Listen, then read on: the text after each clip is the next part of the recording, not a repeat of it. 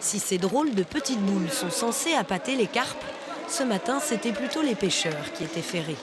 Noix de coco, cerises, bananes ou épicées, des dizaines de parfums de bouillettes, comme on dit dans le jargon, avec chacune leur spécificité.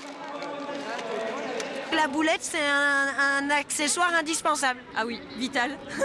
C'est ce qui sert à pêcher la carpe. Mais c'est mon mari qui est le plus expert que moi.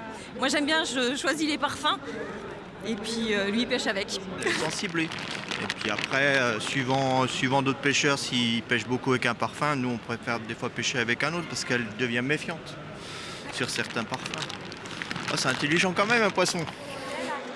Et oui, car on a beau avoir le matériel et voir venir l'animal, sans bouillette, pas de carpe.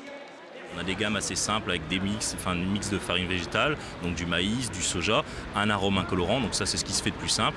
Et après, quand ils vont pêcher sur des étangs, donc là où il y a moins besoin de grosses quantités, où on cherche un appât qui va être beaucoup plus attractif, on va mettre de la farine de poisson, on va mettre de la farine de viande, des farines de volaille à l'intérieur. Et là, forcément, on va monter un petit peu en prix à ce niveau-là. Avec plus de 300 000 pratiquants sur 1,2 million de pêcheurs en France, le carpiste est particulièrement bichonné par les professionnels du secteur, car le passionné peut pratiquer toute l'année, pêcher de jour comme de nuit et affronter tous les temps, d'où l'équipement.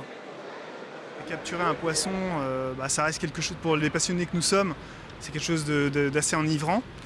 Et puis je pense qu'il y a aussi des gens qui sont passionnés par le matériel, par la partie...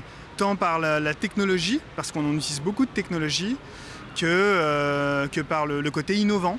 Je crois que c'est l'innovation qui draine aussi beaucoup de jeunes.